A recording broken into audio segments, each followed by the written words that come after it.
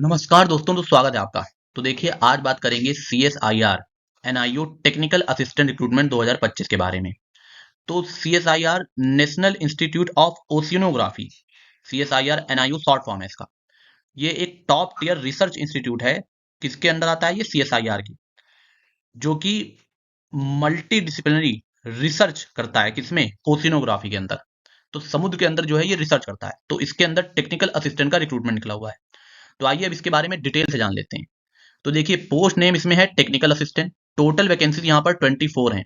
इसमें आपकी सैलरी जो है वो 35,400 रुपए से लेकर के 1,12,400 रुपए तक रहने वाली है। जॉब लोकेशन जो है वो गोवा में इसमें आपकी रहेगी, मुंबई में, कोची में और विशाखापट्टनम। इन चार जगहों में से किसी एक जगह पर आपको जो है जॉब लोकेशन मिलेगी। इसके अप्लीकेशन जो है वो 3 नवंबर से भरना शुरू हो चुके हैं और 2 दिसंबर लास्ट डेट है फॉर्म भरने की। तो 3 नवंबर से लेकर के 2 दिसंबर तक आप इसके फॉर्म भर सकते हैं। अब अगर बात करें वैकेंसी की कैटेगरी वाइज, तो अनरिजर्व कैटेगरी के लिए यहाँ पर 17 वैकेंसी ऐसी हैं जो कि अनरिजर्व हैं। इसके लिए सभी कैटेगरी के लोग फाइट कर सकते हैं। शेड्यूल कास्ट के लिए आप देखें, एक वैकेंसी जो है रिजर्व है। शेड्यूल ट्राइब के लिए भी यहाँ पर आप देखिए एक वैकेंसी रिजर्व है। ओबीसी नॉन क्रीमी लेयर के लिए आप देख सकते हैं कि 4 वैकेंसीज जो है वो रिजर्व हैं। इकोनॉमिकली वीकर सेक्शन ईडब्ल्यूएस के लिए भी एक वैकेंसी रिजर्व है। इस तरह से ये टोटल 24 वैकेंसीज हो जाएंगी। अब बात कर लेते हैं इसके एलिजिबिलिटी क्राइटेरिया के बारे में। तो एलिजिबिलिटी क्राइटेरिया में सबसे पहले आज बात करेंगे एज लिमिट की। तो अपर एज लिमिट जो है वो 28 ईयर्स रखी गई है और वो भी इसकी cut off date, last date है एप्लीकेशन भरने की, जो कि है 2 दिसंबर 2025। इसका मतलब है कि 2 दिसंबर 2025 को आप 28 साल से ज्यादा के नहीं होने चाहिए। उससे कम के हैं या उतने ही हैं तो काम चल जाएगा। तो 28 साल की एज आपकी होनी चाहिए 2 दिसंबर 2025 तक। अब इस अपर एज लिमिट में गवर्नमेंट ऑफ इंडिया रूल के तहत जो है वो एज रिलैक्सेशन भी प्रोवाइड किया गया है। जैसे SC ST को 5 साल का, ओबीसी नॉन क्रीमी लेयर को 3 साल का, पर्सन विद बेंचमार्क डिसेबिलिटी जो अनरिजर्व कैटेगरी के हैं उनको 10 साल का, पर्सन विद बेंचमार्क डिसेबिलिटी जो ओबीसी से आते हैं उनको 13 साल का, और पर्सन विद बेंचमार्क डिसेबिलिटी जो कि SC ST से आते हैं उनको 15 साल का यहाँ पर अपर एज लिमिट में एज रिलैक्सेशन प्रोवाइड किया गया है। तो ये हो गया आपका एज लिमिट और एज रिलैक्सेशन के बारे में। अब बात करेंगे हम लोग एजुकेशनल क्वालिफिकेशन और एक्सपीरियंस की। तो देखिए, इसमें पोस्ट कोड के हिसाब से जो है एजुकेशनल क्वालिफिकेशन और एक्सपीरियंस मांगा गया है। जैसे कि TA01 और TA02 की जो पोस्ट कोड है, इनके लिए आपके पास डिप्लोमा होना चाहिए इलेक्ट्रॉनिक्स में, या फिर इलेक्ट्रॉनिक्स एंड कम्युनिकेशन में, या फिर इलेक्ट्रॉनिक्स एंड टेलीकम्युनिकेशन में, या फिर इलेक्ट्रिकल एंड इलेक्ट्रॉनिक्स में, या फिर कंप्यूटर हार्डवेयर एंड नेटवर्किंग में, और साथ में, और ये 3 साल का फुल टाइम डिप्लोमा होना चाहिए जिसमें आपके 60% मार्क्स होने चाहिए कम से कम। या फिर अगर ये नहीं है तो देखिए और लगा है, अथवा आपने डिप्लोमा किया हो जो कि एटलीस्ट 2 इयर्स लेटरल एडमिशन के तहत हो, जिसमें आपके 60% मार्क्स हो और 2 साल का रिलेवेंट एक्सपीरियंस हो। तो अगर आपका 3 साल का डिप्लोमा है तो आपको एक्सपीरियंस नहीं चाहिए, लेकिन अगर 2 साल का है तो आपको 2 साल का एक्सपीरियंस भी चाहिए। इसी तरह से पोस्ट को TA03 जो है, इसके देखिए BSc किया हो, 60% मार्क्स हो, आर्कियोलॉजी के साथ या फिर इन्वायरमेंटल साइंस के साथ, जियोलॉजी के साथ, geography as a major subject में होना चाहिए। साथ में देखिए 1 साल का आपके पास एक्सपीरियंस होना चाहिए, या फिर 1 साल का फुल टाइम प्रोफेशनल क्वालिफिकेशन आपके पास होना चाहिए। या तो एक्सपीरियंस हो या फिर फुल टाइम प्रोफेशनल क्वालिफिकेशन हो, तो आप इसके लिए अप्लाई कर सकते हैं। फिर पोस्ट कोड 04 के देखिए, आपने डिप्लोमा किया हो सिविल इंजीनियरिंग में, जो कि 3 साल का फुल टाइम डिप्लोमा हो, 60% मार्क्स हो और 2 साल का एक्सपीरियंस हो। या फिर आपने डिप्लोमा किया हो 2 साल का लेटर एडमिशन के तहत विद 60% मार्क्स और 2 साल का रिलेवेंट एक्सपीरियंस भी होना चाहिए। इसी तरह से आप देखिए, पोस्ट को TA5 में BSc कंप्यूटर साइंस से हो, या फिर आपने BCA किया हो जिसमें 60% मार्क्स हो आपके, और 1 ईयर का एक्सपीरियंस होना चाहिए, या फिर 1 ईयर का फुल टाइम प्रोफेशनल क्वालिफिकेशन होना चाहिए आपके पास। इसी तरह से पोस्ट को TS6 के लिए देखिए, डिप्लोमा होना चाहिए इलेक्ट्रॉनिक्स इंजीनियरिंग में, या फिर इलेक्ट्रॉनिक्स एंड कम्युनिकेशन में, इंस्ट्रूमेंटेशन इंजीनियरिंग में, जो कि 3 साल का फुल टाइम हो विद 60% मार्क्स और 2 साल का रिलेवेंट एक्सपीरियंस। या फिर वही बात है कि डिप्लोमा हो 2 साल का लेटर एडमिशन के तहत, 60% मार्क्स हो और 2 साल का रिलेवेंट एक्सपीरियंस हो। इसी तरह से पोस्ट के TO07 के लिए मैकेनिकल इंजीनियरिंग में 3 साल का फुल टाइम 60% मार्क्स का डिप्लोमा हो और 2 साल का रिलेवेंट एक्सपीरियंस हो। या फिर आपने डिप्लोमा किया हो जिसमें आपके 2 साल का लेटर एडमिशन के तहत, जिसमें 60% मार्क्स हो और 2 साल का रिलेवेंट एक्सपीरियंस हो। इसी तरह से देखिए, अगर पोस्ट के TA08 के तहत अप्लाई कर रहे हैं, अब कौन सी पोस्ट कोड के तहत कौन सी वैकेंसी आती है, तो ये आपको ऑफिशियल नोटिफिकेशन के PDF में डिटेल से लिखा हुआ है। वो उसका लिंक आपको वीडियो के डिस्क्रिप्शन में मिल जाएगा, तो वहां से जाकर के आप पोस्ट कोड चेक कर सकते हैं। अब BSc किया हो आपने बायोलॉजी से या जूलॉजी से या बॉटनी से 60% मार्क्स के साथ, और आपको 1 ईयर का एक्सपीरियंस भी चाहिए river, lake, marine water, sediment sample analysis का, या फिर 1 साल का फुल टाइम प्रोफेशनल क्वालिफिकेशन होना चाहिए। या फिर बीएससी आपने किया हो केमिस्ट्री में 60% मार्क्स के साथ, अगर पोस्ट कोड 09 के लिए अप्लाई कर रहे हैं, और 1 साल का एक्सपीरियंस होना चाहिए river lake marine water sediment sample analysis के तौर पर, या फिर 1 साल का फुल टाइम प्रोफेशनल क्वालिफिकेशन होना चाहिए। या फिर अगर आप पोस्ट कोड टी10 के लिए अप्लाई कर रहे हैं तो आपने बीएससी किया हो जियोलॉजी में जिसमें आपके 60% मार्क्स हो, और फिर इसमें भी 1 साल का एक्सपीरियंस होना चाहिए आपको रिवर का, लेक का, marine water sediment sample analysis का, या फिर 1 साल का फुल टाइम आपके पास प्रोफेशनल क्वालिफिकेशन होना चाहिए। अगर आप पोस्ट कोड 11 के लिए अप्लाई कर रहे हैं तो आपने डिप्लोमा किया हो सर्वे इंजीनियरिंग में, या फिर हाइड्रोग्राफिक सर्वे में, या फिर माइनिंग सर्वे में, जो कि 3 साल का फुल टाइम डिप्लोमा होना चाहिए, और 60% मार्क्स होने चाहिए, साथ में 2 साल का आपको एक्सपीरियंस होना चाहिए। या फिर डिप्लोमा हो 2 साल का लेटरल एडमिशन के तहत जिसमें 60% मार्क्स हो और 2 साल का रिलेवेंट एक्सपीरियंस हो, तो इन दोनों में से कोई एक।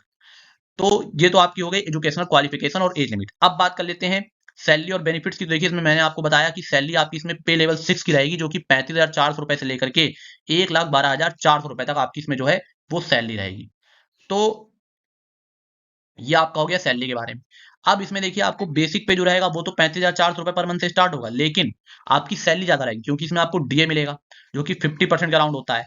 इस समय आपकी सैलरी का 50% तो डीए ही हो जाएगा, फिर एचआरए मिलेगा, और फिर ट्रांसपोर्ट अलाउंस मिलेगा। तो आपकी जो बेसिक पे का 50% जो डीए वो निकाल लीजिए, सारी चीजें जोड़ लीजिए, तो आपकी सैलरी जो है वो 50,000 55,000 के ऊपर ही जाएगी। तो ये हो गया आपका सैलरी के बारे में। अब बात कर लेते हैं कि इसका सिलेक्शन प्रोसेस क्या रहेगा। देखिए इसमें 2 स्टेज का सिलेक्शन प्रोसेस है। सबसे पहले एप्लीकेशन जो रिसीव्ड होंगे वो स्क्रीन किए जाएंगे एक कमेटी के द्वारा। जो कैंडिडेट्स एलिजिबिलिटी क्राइटेरिया को मीट करेंगे उनको शॉर्टलिस्ट किया जाएगा यहाँ पर, और उनको एक ट्रेड टेस्ट के लिए बुलाया जाएगा। अब ट्रेड टेस्ट जो है ये क्वालिफाई होने का नेचर में, इसको खाली आपको क्वालिफाई करना है। लिखा है you only need to pass this test, the marks obtain here will not be used for the final merit. इसके जो आप मार्क्स लाएंगे वो उससे फाइनल मेरिट नहीं बनेगी, लेकिन इसको आप क्वालिफाई करना है, केवल पास करना है। Only those candidates who qualify in the test will be allowed to appear for the national. जो ट्रेड टेस्ट में क्वालिफाई कर जाएंगे यानी इसको पास कर लेंगे, उन्हीं को इसके बाद वाली स्टेज में जाने का मौका मिलेगा, जो कि है competitive written examination stage 2। Final merit list जो बनेगी वो इसी के मार्क्स के आधार पर जो है तैयार की जाएगी, जो कि आप ये रिटन एग्जामिनेशन में स्कोर करेंगे। ये ओएमआर बेस्ड होगा या फिर कंप्यूटर बेस्ड भी हो सकता है, या तो ओएमआर सीट पे लिया जाएगा या तो फिर कंप्यूटर बेस्ड होगा। क्वेश्चन पेपर जो होगा इसमें वो इंग्लिश और हिंदी दोनों लैंग्वेज में सिलेक्ट किया जाएगा। खाली जो इंग्लिश लैंग्वेज का जो सेक्शन है वो इंग्लिश में ही होगा, बाकी जो भी सेक्शन होगा वो इंग्लिश और हिंदी दोनों लैंग्वेज में होगा। और जो इसका स्टैंड होगा एग्जाम का वो डिप्लोमा और ग्रेजुएशन लेवल का होगा। तो ये आप समझ लीजिए, क्योंकि तभी देखिए इसमें डिप्लोमा और ग्रेजुएशन ही क्वालिफिकेशन के तौर पर मांगा गया है, तो डिप्लोमा और ग्रेजुएशन लेवल तक का ही इसका जो है स्टैंडर्ड होने वाला है, और इसी के आधार पर क्योंकि फाइनल मेरिट बनेगी आपकी। अब देखिए जो कॉम्पिटिटिव रिटन एग्जाम होगा, रिटन एग्जाम, इसमें 3 पेपर लिए जाएंगे। पेपर 1 आपका जो होगा वो होगा मेंटल एबिलिटी टेस्ट। इसमें 50 क्वेश्चन होंगे, 100 नंबर का पेपर होगा, 1 घंटे का समय मिलेगा, इसमें कोई नेगेटिव मार्किंग आपकी नहीं रहने वाली है। ठीक है, ध्यान से समझ लीजिए, ये एग्जाम पैटर्न में बता रहा हूं आप। फिर पेपर 2 में जनरल अवेयरनेस से रिलेटेड क्वेश्चन पूछे जाएंगे, 25 क्वेश्चन होंगे, इसमें 75 मार्क्स का पेपर होगा, और इसके लिए आपको केवल 30 मिनट का यानी आधे घंटे का समय मिलेगा, और इसमें नेगेटिव मार्किंग भी होगी। अगर आप कोई क्वेश्चन गलत करते हैं तो आपका 1 मार्क जो है वो काट लिया जाएगा, और सही करने पे 3 नंबर मिलेंगे। देखिए तभी तो 25 क्वेश्चन 75 मार्क के हो रहे हैं। इसी तरह से पेपर 3 जो होगा आपका वो इंग्लिश लैंग्वेज का होगा। इसमें भी 25 क्वेश्चन पूछे जाएंगे, 75 मार्क्स का हो, यानी एक क्वेश्चन 3 नंबर का। इसके लिए भी आपको 30 मिनट अर्थात आधे घंटे का समय मिलेगा। कोई क्वेश्चन अगर आप गलत करते हैं तो 1 मार्क आपका काट लिया जाएगा।